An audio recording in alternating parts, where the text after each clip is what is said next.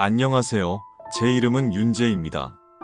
올해 42, 어느 동네에서나 마주칠 수 있는 평범한 중년 남자죠. 아침엔 출근하고 저녁엔 가족과 밥을 먹고 주말이면 딸 손을 잡고 공원 한 바퀴 도는 그저 그런 평범한 일상을 살아가는 사람입니다.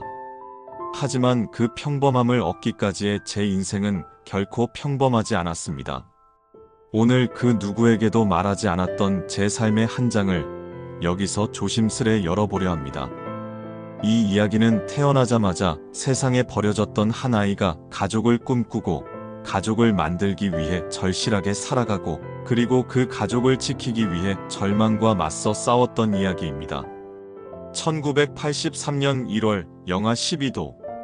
칼바람이 옷깃을 찢던 날, 저는 이름도 없이 고아원 앞에 놓여 있었습니다. 직원이 나중에 그러더군요. 아이 상태는 좋았어요. 배불러 있었고 기저귀도 깨끗했어요.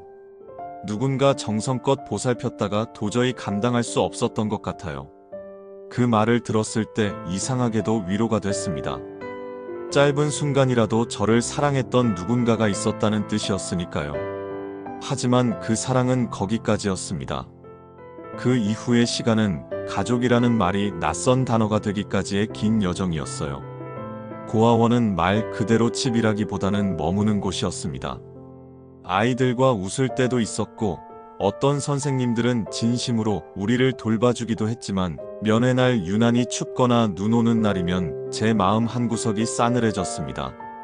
창가에 서서 부모님의 손을 잡고 나가는 다른 아이들을 바라보며 저는 매번 혼잣말을 했습니다. 나는 언제쯤 누군가의 전부가 될 수 있을까? 12살 때 일기장에 썼던 글이 지금도 기억납니다. 언젠가는 누군가가 내게 이렇게 말해줬으면 좋겠어. 네가 있어서 다행이야. 그 말 정말 듣고 싶었어요. 20살. 법적으로 성인이 된 해, 저는 짐 하나 들고 고아원을 나섰습니다. 가방 안엔 전기기술자 자격증 한 장. 그게 전부였죠. 처음엔 진짜 무서웠습니다. 고시원에서 홀로 잠든 첫날 밤, 벽을 때리는 빗소리가 유일한 위로였죠. 하지만 삶은 계속됐고 이틀 만에 전자부품 공장에 취직했습니다. 낮엔 일하고 밤엔 기술 학원에 다니고 주말엔 아르바이트로 하루하루를 이어갔습니다. 그때 제가 꿈꿨던 건 거창한 게 아니었습니다. 집 한 칸, 그리고 그 집을 가정이라 부를 수 있는 사람들. 그게 전부였습니다. 그리고 그녀를 만났습니다. 민지. 같은 공장에서 일하던 여자였어요. 처음엔 인사 정도만 하던 사이였지만 어느 순간부터 점심시간에 마주치고 슬며시 이야기를 나누게 됐습니다. 민지 역시 외로움이 깊은 사람이었습니다. 어머니는 인지장애를 가지고 있었고 그녀는 10대부터 가족의 가장이 되어야 했던 사람이었죠. 사람들은 우리가 가난하다고 생각하지만 사실은 그렇지 않아요. 우리에겐 꿈이 있으니까요. 그녀의 말에 제 가슴이 따뜻해졌습니다.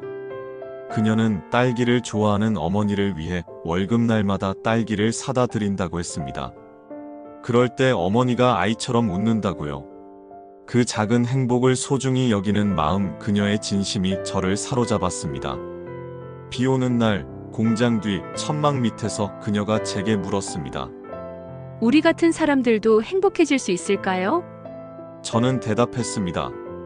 우리는 누구보다 간절하게 행복할 자격이 있어요. 그날 우리는 처음 손을 잡았습니다. 비에 젖은 손이었지만 그 온기만은 제 인생에서 가장 따뜻했습니다. 그 후 우리는 쉬지 않고 일했습니다. 6년간 하루도 빠짐없이. 민지는 편의점 아르바이트를 했고 저는 건설 현장에서 일하고 주말엔 개인 전기공사를 뛰었습니다. 그렇게 한 푼 두 푼 모은 돈이 4천만 원을 넘었고 우리는 작은 전셋집을 마련할 수 있었습니다. 결혼식은 하지 못했습니다. 초대할 사람도 예산도 없었으니까요. 하지만 저는 민지를 위해 우리만의 특별한 하루를 만들어주고 싶었습니다. 작은 웨딩 스튜디오를 예약하고 드레스와 턱시도를 대여해 사진을 찍었습니다. 민지는 그날 정말 아름다웠습니다. 세상 누구보다 빛났고 그 미소 하나로 제 마음은 무너졌습니다. 예쁘죠? 세상에서 가장 아름다워. 진심이었습니다. 결혼식은 없었지만 우리 세 가족 민지 그리고 민지의 어머니 동네 중식당에서 짜장면을 나누며 그 어떤 예식보다 따뜻한 결혼식을 치렀습니다. 우리 세상에서 제일 부유한 사람들이에요. 민지가 말했습니다. 왜냐하면 우린 서로를 가졌잖아요. 그 말 지금도 제 마음에 남아 있습니다. 결혼하고 3년쯤 지났을 때 민지가 조심스럽게 임신 테스트기를 내밀었습니다. 선명한 두 줄. 저는 한참 동안 아무 말도 하지 못했죠. 윤재 씨, 우리 진짜 가족이 되는 거예요. 그 말에 그토록 단단하던 제 마음이 처음으로 와르르 무너졌습니다. 눈물이 흘렀어요. 민지는 웃으며 제 손을 잡아주었습니다. 그날 밤 우리는 서로를 꼭 껴안고 아무 말 없이 미래를 상상했습니다. 이 아이는 우리 두 사람을 닮은 작은 기적이었습니다. 우리가 받지 못했던 모든 사랑을 이제는 이 아이에게 줄 수 있다는 그 사실이 벅차게 행복했죠. 임신 기간 동안 민지는 놀라울 만큼 강했습니다. 입덧에도 통증에도 꿋꿋하게 버텼고 가게 일도 끝까지 책임졌습니다. 단골 손님들이 그녀의 배를 보며 축하해 줄 때마다 저 역시 가슴이 뜨거워졌습니다. 태명은 콩아리. 콩아리 방을 꾸미며 아기 침대를 조립하고 벽에는 손수 그린 그림도 붙였습니다. 2008년 5월 햇살 좋은 어느 봄날 수빈이는 세상에 왔습니다. 분홍빛 얼굴, 조그만 손가락, 첫 울음소리에 저는 오열했습니다. 처음 제 품에 안긴 아이는 너무 작고 연약했지만 그 존재만으로 세상을 다 가진 기분이었습니다. 이 아이는 우리의 전부예요. 우리가 못 받은 사랑 모두 쏟아줄 거예요. 민지의 그 말은 우리 가족의 신조가 되었습니다. 수빈이가 2돌을 지나 3살 무렵이었어요. 그 무렵부터 조금씩 이상한 행동이 보이기 시작했습니다. 밤마다 울며 깨어나는 일이 잦아졌고 갑자기 팔과 다리를 긁기 시작했어요. 처음엔 그저 아이가 피부가 예민한 건가 하고 대수롭지 않게 여겼죠. 소아과에 데려가니 단순한 알레르기나 아토피일 수 있다며 연고를 처방해줬고요. 하지만 증상은 점점 심해졌습니다. 어느 날은 수빈이가 피가 날 정도로 팔을 긁어댔고 자다 일어나서 비명을 지르며 제게 울며 달려왔습니다. 아파! 긁어야 돼! 안 긁으면 미칠 것 같아! 그 말에 저는 눈앞이 캄캄해졌습니다. 제 어린 딸이 이토록 괴로워하고 있다는 사실에 속이 무너져 내렸습니다. 우리는 전국의 이름난 피부과를 찾아다녔습니다. 알레르기 검사는 이상이 없다고 나왔고 어떤 의사는 신경성 피부염이라고 했으며 다른 병원에서는 시민성 가려움이라 했습니다. 신체엔 이상이 없습니다.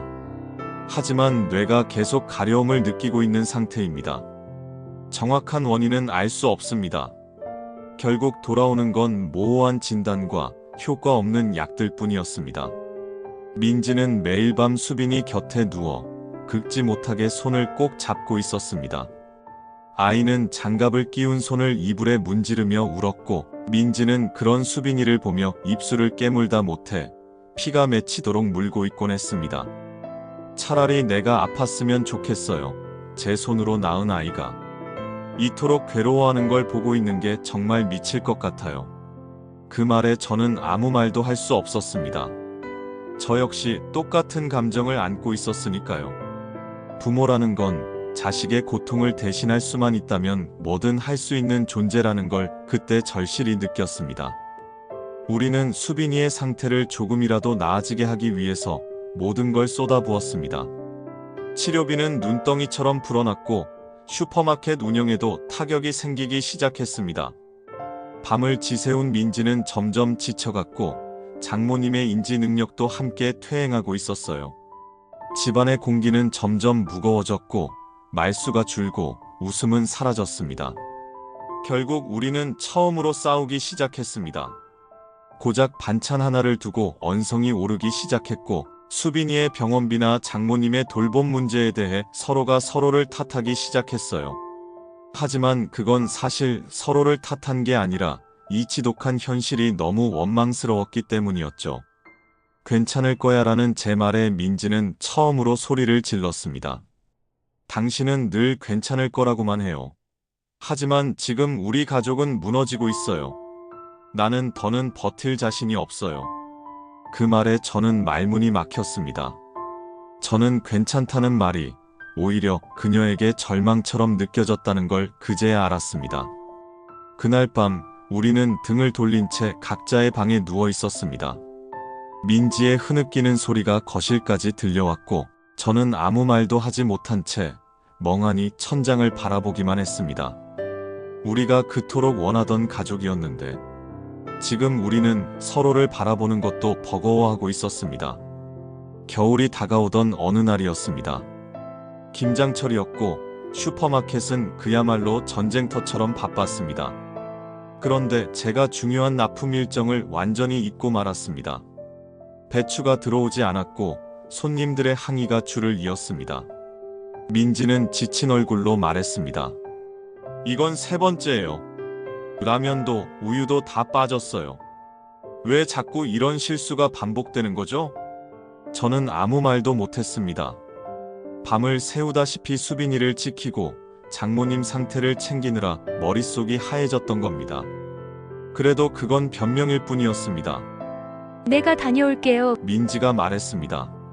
시장에 가서 배추라도 사올게요. 이러다 손님들 다 잃겠어요. 내가 갈게. 제가 말렸습니다. 너는 수빈이랑 어머니랑 있어줘. 밖에 눈도 오고. 아니요. 내가 가야겠어요. 이젠 당신을 믿고 맡기기 어려워요. 그 말이 칼처럼 꽂혔습니다. 제가 민지에게 신뢰를 잃고 있다는 걸 처음 느꼈습니다. 민지는 두꺼운 코트를 입고 가게 문을 나섰습니다. 저는 창밖을 바라보며 걱정만 했습니다. 하지만 그때까지만 해도 다시 돌아올 줄 알았습니다. 항상 그랬듯 무거운 짐을 들고도 활짝 웃으며 돌아올 줄 알았습니다. 그런데 30분 후 전화벨이 울렸습니다. 경찰서였습니다. 민지가 횡단보도를 건너다 차에 치였다는 연락이었습니다. 심정지가 왔고 인근 병원으로 이송 중이라는 말에 제 손에서 핸드폰이 떨어졌습니다. 병원에 도착했을 땐 이미 늦었습니다. 민지는 저를 기다려주지 않았습니다. 차가운 침대 위에 누워있는 민지를 바라보며 저는 무너졌습니다. 아무 말도 아무 감정도 느껴지지 않았습니다. 그저 숨을 쉴 수가 없었습니다. 그녀의 손을 잡았습니다. 차가웠습니다. 그런데 그 손이 여전히 저에게 말하는 것 같았습니다. 윤재 씨, 강해야 해요. 우리 수빈이를 지켜줘요. 저는 무릎을 꿇고 민지 앞에서 오열했습니다. 병원 복도에는 제 울음소리만 메아리 쳤습니다. 그날 이후 제 시간은 멈췄습니다. 장례는 조용히 치렀습니다. 초대한 사람도 없었습니다. 조문객이라곤 단골 몇 분과 슈퍼마켓 물류기사님 한 분뿐이었습니다.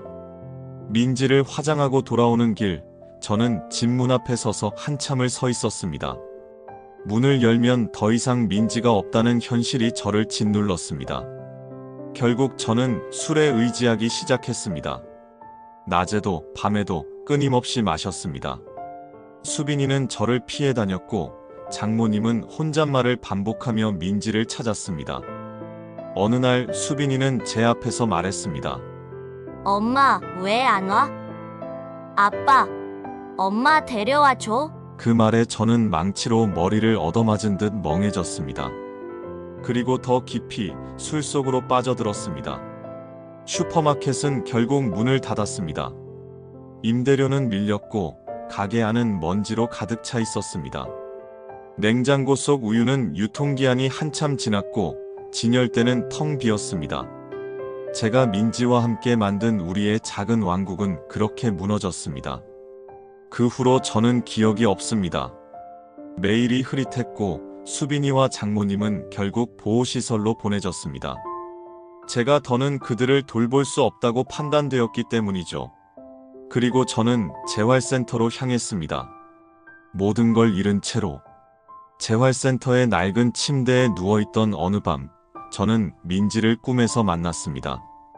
그건 단순한 꿈이라고 하기엔 너무도 선명하고 너무도 따뜻했습니다. 꿈속에서 저는 우리가 함께 운영하던 슈퍼마켓에 있었습니다.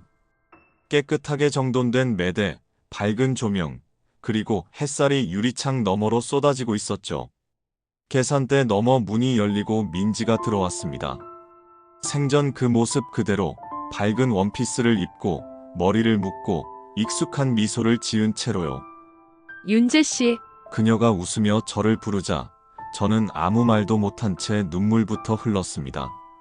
미안해, 내가 너를. 민지는 제 손을 잡았습니다. 따뜻했습니다. 그리고 조용히 말했습니다. 괜찮아요. 그 누구의 잘못도 아니에요. 우리 함께했던 시간, 저는 매일 감사했어요. 나는 다 잃었어. 수빈이도, 어머님도, 가게도, 나 자신도. 아니에요. 당신은 아직 끝나지 않았어요. 수빈이에게는 아빠가 필요해요. 어머니에겐 당신이 있어야 해요. 그리고 나는 언제나 당신 곁에 있어요. 그녀는 제 뺨을 쓰다듬었습니다. 그 손길에 저는 오열하며 고개를 떨궜습니다. 꿈속이지만 그 감정은 현실보다 더 진하고 더 아팠습니다. 다시 일어날 수 있을까? 당신은 늘 그렇게 해왔잖아요. 고아원에서도 세상에서도 내 곁에서도 이제 수빈이 곁에서 다시 시작해줘요. 그 말과 함께 민지의 모습은 점점 흐려졌습니다. 사라지는 그녀를 붙잡으려 손을 뻗었지만 허공만이 제 손을 감쌌습니다. 민지야, 가지마, 제발. 저는 울며 잠에서 깼습니다. 새벽 재활센터의 창밖에는 아직 어둠이 남아 있었지만 제 마음엔 작지만 분명한 빛이 깃들었습니다. 그날 이후로 저는 술을 끊었습니다. 상담 치료에 성실히 참여했고 매일 작은 목표를 세우고 지켜냈습니다. 오늘은 아침 일찍 일어나기. 오늘은 아무에게나 미소 짓기. 오늘은 민지에게 감사하기. 하루하루가 전쟁 같았지만 그 전쟁의 끝에 다시 가족을 찾을 수 있으리란 희망을 품었습니다. 민지와의 꿈은 단 한 번이었습니다. 하지만 그 한 번이 제 인생을 다시 움직이게 한 단 하나의 기적이었습니다. 그날 이후 저는 달라졌습니다. 재활센터에서의 삶은 쉽지 않았지만 저는 하루하루를 전쟁처럼 버텨냈습니다. 땀으로 젖은 운동복, 멍든 마음을 드러낸 상담 시간, 다시 삶을 배우는 교육들까지. 모든 것이 처음이었고 때로는 견딜 수 없을 만큼 고통스러웠습니다. 하지만 저는 민지와의 약속을 떠올렸습니다. 수빈이에게 돌아가야 한다는, 어머니를 다시 모셔야 한다는 그 약속이 저를 매일 아침 일으켜 세웠습니다. 3개월 뒤 저는 재활센터를 나와 사회복지사의 도움을 받아 작은 원룸에 들어갔습니다. 그리고 다시 일자리를 찾기 시작했죠. 처음엔 택배 상하차 아르바이트부터 시작했습니다. 하루 종일 뛰어다니다 보면 온몸이 녹초가 되었지만 그 피로는 건설적인 감각이었습니다. 그리고 조금씩 자신감을 되찾았습니다. 전기기술 자격증을 살려 현장 보조 일을 맡게 되었고 몇 달 뒤엔 정식 기술자로 일할 수 있는 기회도 주어졌습니다. 그 무렵부터 저는 정기적으로 수빈이와 장모님이 계신 요양센터를 방문하기 시작했습니다. 처음 만난 수빈이는 저를 보자 고개를 숙였고 품에 인형을 더 꼭 끌어안았습니다. 아빠가 많이 아팠어. 그래서 못 왔어. 하지만 이제 다 나았어. 다시 너랑 같이 살고 싶어. 그 말을 꺼내는데 얼마나 용기가 필요했는지 모릅니다. 수빈이는 아무 말 없이 고개를 끄덕였습니다. 그리고 조용히 제 손을 잡았습니다. 장모님도 저를 보자 눈을 동그랗게 뜨시더니 한참을 바라보셨습니다. 윤재, 우리 민지 잘 있지? 그 말에 저는 눈물을 흘렸습니다. 하지만 고개를 끄덕이며 대답했습니다. 네, 어머니. 민지는 지금도 우리 곁에 있어요. 항상 우리를 지켜보고 있어요. 수빈이와 장모님을 다시 집으로 모셔오기 위해 저는 다시 저축을 시작했고 사회복지사와 함께 새로운 보금자리를 찾기 시작했습니다. 작지만 따뜻한 전셋집, 수빈이를 위한 작은 방과 장모님을 위한 조용한 공간, 그 모든 것을 갖추기 위해 저는 다시 쉬지 않고 일했습니다. 그리고 마침내 복지센터로부터 연락이 왔습니다. 김윤재 씨, 수빈 양과 모친을 다시 가족으로 맞이할 수 있습니다. 그날 저는 하늘을 올려다보며 민지에게 속삭였습니다. 민지야, 나 해냈어. 다시 우리 가족을 지킬 수 있게 됐어. 수빈이와 장모님이 집으로 돌아오던 날 저는 문 앞에서 두 사람을 맞았습니다. 수빈이는 조용히 저를 바라보다가 낯설지만 익숙한 듯한 목소리로 말했습니다. 여기가 우리 집이야? 그래, 우리 셋이 함께 사는 진짜 집이야. 수빈이는 고개를 끄덕이더니 제 손을 꼭 잡았습니다. 아주 작은 손이었지만 그 안에는 믿음과 기다림이 모두 담겨 있었습니다. 그날 밤 수빈이 방 옆에 앉아 조용히 이야기를 나누었습니다. 오랜만에 함께 자는 날이었죠. 아빠, 엄마는 왜 꿈에 안 와? 저는 잠시 멈칫했지만 담담하게 말했습니다. 이제 아빠가 곁에 있으니까 엄마는 안심한 거 아닐까? 수빈이는 고개를 끄덕이더니 베개에 얼굴을 묻으며 말했습니다. 그럼 내가 아빠한테 잘 지켜줄게. 엄마가 맡기고 간 거니까. 그 말에 저는 아무 말도 하지 못했습니다. 작디 작은 아이의 입에서 나온 그 말이 제 가슴을 쿵 하고 치고 들어왔습니다. 며칠 후 집 안대 청소를 하던 중 장롱 깊숙한 서랍에서 낡은 상자 하나를 발견했습니다. 테이프로 여러 번 감긴 그 상자에는 작은 글씨로 이렇게 적혀 있었습니다. 투. 수빈이에게 엄마가.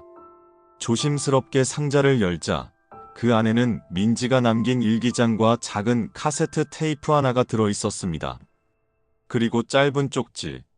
수빈이가 자라서 들을 수 있다면 이 테이프를 꼭 들려줘요. 손이 떨렸습니다. 오래된 플레이어를 꺼내어 테이프를 넣고 재생 버튼을 눌렀습니다. 쉭하는 잡음 소리 뒤로 민지의 목소리가 들렸습니다. 어쩌면 제 삶 전체에서 가장 그리운 목소리. 우리 수빈이, 안녕. 이건 엄마가 내가 태어나기 전에 녹음한 거야. 지금 뱃속에서 너의 발차기를 느끼고 있단다. 정말 신기하고 정말 사랑스러워. 목소리는 떨리고 있었지만 확고했습니다. 사랑으로 가득한 사람의 엄마의 목소리였습니다. 혹시라도 내가 곁에 없게 되더라도 우리 수빈이는 절대 혼자가 아니야. 아빠가 있으니까. 그리고 엄마도 하늘에서 항상 지켜보고 있을 거야. 저는 그 테이프를 들으며 수빈이를 품에 안고 있었습니다. 아이는 아무 말 없이 제 가슴에 얼굴을 묻고 조용히 속삭였습니다. 엄마 목소리 꿈에서 들었던 거랑 똑같아. 그 말에 저는 울컥했지만 아이가 깰까봐 꾹 참았습니다. 민지의 마지막 선물은 이 목소리, 이 사랑이었습니다. 그리고 그 순간 저는 다시 깨달았습니다. 사랑은 절대 사라지지 않는다는 걸. 민지는 떠났지만 그녀의 목소리, 그녀의 마음은 우리 안에서 계속 살아있다는 걸. 그날은 평범한 토요일 아침이었습니다. 저는 수빈이와 함께 팬케이크를 굽고 있었고 장모님은 소파에서 동요 방송을 보며 콧노래를 부르고 계셨습니다. 그때 초인종이 울렸습니다. 문을 열자 낯선 여성이 서 있었습니다. 차분한 인상의 그녀는 단정한 트렌치 코트를 입고 손엔 작은 종이봉투를 들고 있었습니다. 김윤재 씨 맞으시죠? 네, 그런데요.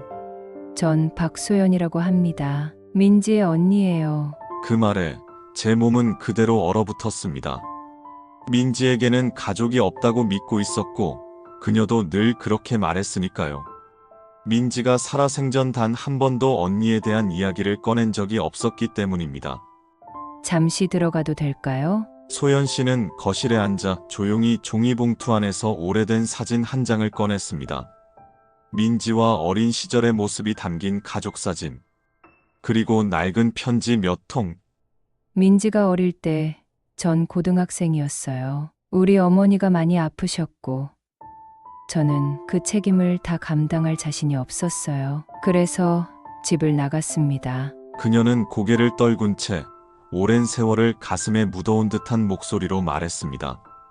민지가 아이를 낳았다는 소식을 나중에 들었어요. 그리고 그녀가 세상을 떠났다는 것도 너무 늦게 알았죠. 다시는 용서받을 수 없을 거라 생각했지만 그래도 이제라도 할 수 있는 일이 있다면 도와드리고 싶어요. 수빈이는 방 안에서 조용히 우리를 지켜보고 있었습니다. 그리고 조심스럽게 다가와 묻습니다. 이모 맞아요? 소연 씨는 잠시 말을 잇지 못했지만 눈가에 눈물이 고인 채 고개를 끄덕였습니다. 나는 너희 엄마의 언니야. 수빈이 이모야. 그 순간 수빈이가 조용히 말했습니다. 엄마가 그랬어요. 곧 이모가 온다고. 우리한테 필요한 사람이 올 거라고. 저도 소연 씨도 아무 말도 하지 못했습니다. 민지의 마지막 약속이 그 아이의 입을 통해 전해졌기 때문이었습니다. 그날 이후 소연 씨는 진심으로 우리 가족을 도와주기 시작했습니다. 수빈이의 치료와 교육, 장모님의 돌봄까지. 그녀는 마치 잃어버린 시간을 되찾기라도 하듯 정성껏 보살폈습니다. 우리 가족은 그렇게 또 한 번 확장되었습니다. 민지가 지켜주고 싶었던 그 가족이라는 이름은 이제 더 단단하고 넓어진 울타리가 되어가고 있었습니다. 소연 씨의 도움으로 수빈이는 정기적인 심리 치료를 받을 수 있었습니다. 치료가 반복될수록 수빈이는 점점 달라졌습니다. 밤마다 울며 긁던 손은 이제 차분히 베개를 감싸 안게 되었고 잠에서 깨는 횟수도 줄어들었습니다. 이제는 조금 덜 가려워요. 어느 날 수빈이가 그렇게 말했을 때 저는 눈물을 삼키느라 힘들었습니다.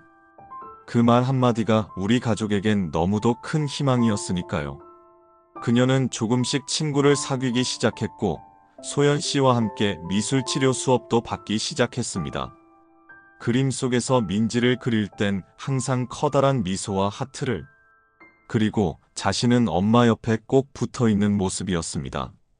엄마는 항상 웃고 있어요. 수빈이의 말은 마치 민지가 지금도 이 아이를 지켜보고 있다는 확신처럼 들렸습니다. 그리고 민지의 생일이 다가왔습니다.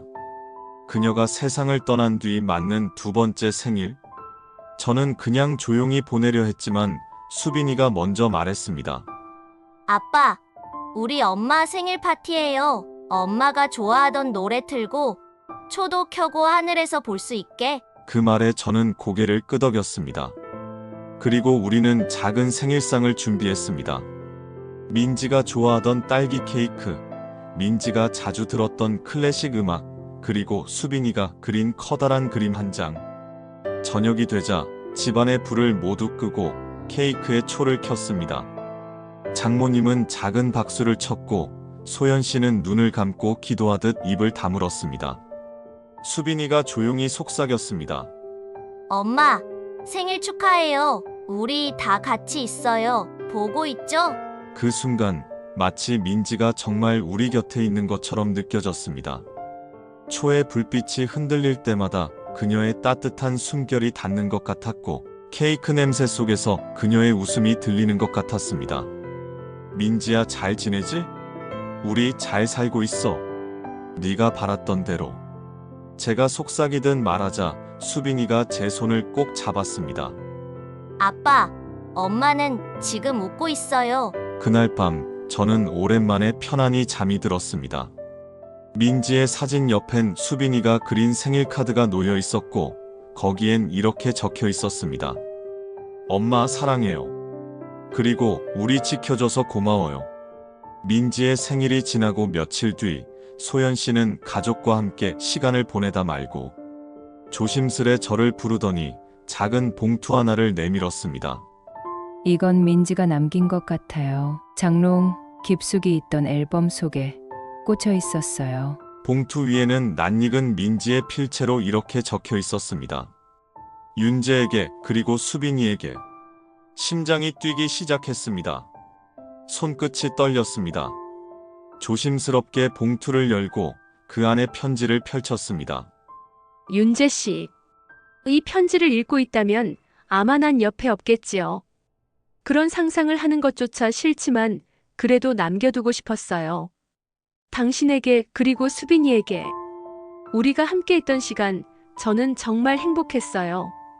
나에게 가족이란 말이 어울릴 줄 몰랐는데 당신이 그걸 가능하게 해줬어요. 고마워요. 그리고 수빈이, 내 사랑스러운 딸. 너는 세상에서 가장 귀한 선물이야. 엄마는 너를 사랑해, 아주 많이. 혹시라도 내가 없게 된다면 꼭 기억해줘요. 우리가 얼마나 사랑했는지, 우리 셋이 얼마나 소중했는지, 그리고 당신이 얼마나 훌륭한 아빠이고 남편이었는지. 내 삶에 당신이 있어서 참 다행이었어요. 편지를 다 읽고 나니 어느새 제 무릎 위엔 눈물이 고여 있었습니다. 수빈이는 제 옆에서 조용히 그 편지를 함께 바라보다가 말했습니다. 엄마가 마지막으로 하고 싶었던 말이었나 봐요. 저는 고개를 끄덕이며 말했습니다. 응, 그리고 우리가 이 말을 평생 간직하면서 살아야 해. 민지 엄마가 남긴 마음을 잊지 않도록. 그날 밤 우리는 편지를 액자에 넣어 거실 벽에 걸었습니다. 그리고 매일 아침 그 앞에서 하루를 시작하기 전 잠깐이라도 민지를 떠올리며 인사하기로 했습니다.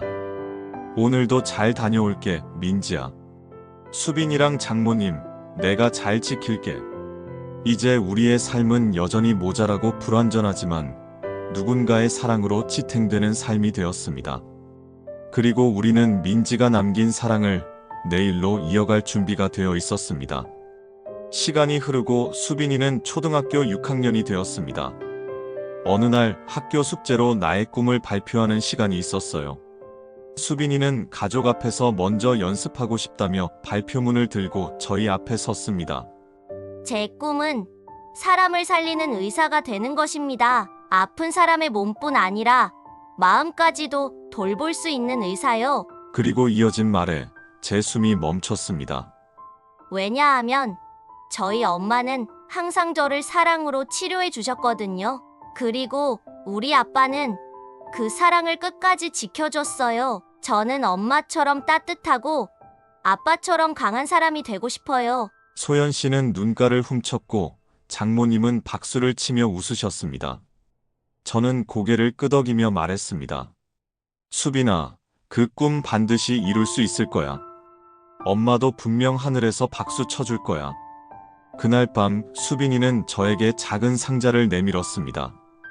그 안에는 민지가 생전에 쓰던 작은 다이어리 조각과 수빈이가 색종이로 정성껏 만든 책갈피가 들어 있었습니다.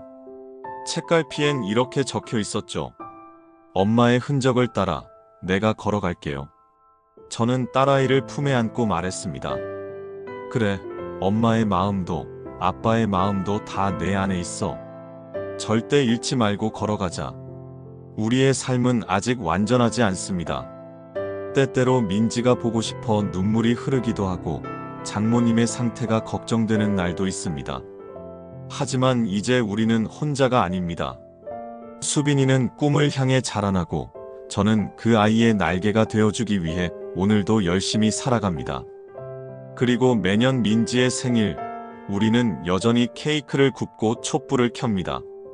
그건 단순한 의식이 아니라 우리의 삶이 여전히 그녀로부터 이어지고 있다는 증거이자 감사의 고백입니다. 민지야, 우리가 여기까지 왔어. 너 없이도 아니, 너 때문에 여기까지 왔어. 그 말은 바람을 타고 하늘로 민지에게 닿을 것이라 믿습니다. 요즘 저는 매일 아침 수빈이와 함께 등굣길을 걷습니다. 그녀는 손을 흔들며 친구들과 인사를 나누고 저는 뒤에서 그 모습을 바라보며 속으로 민지에게 말을 건넵니다. 우리 아이 잘 자라고 있어. 당신이 꿈꾸던 그 모습으로. 장모님은 여전히 우리 곁에 계시고 소연 씨는 가족의 울타리로 자리 잡아주셨습니다. 그렇게 우리는 서로의 빈자리를 채워가며 살아가고 있습니다. 민지가 떠난 뒤 제 삶에는 여전히 공허한 순간들이 찾아옵니다.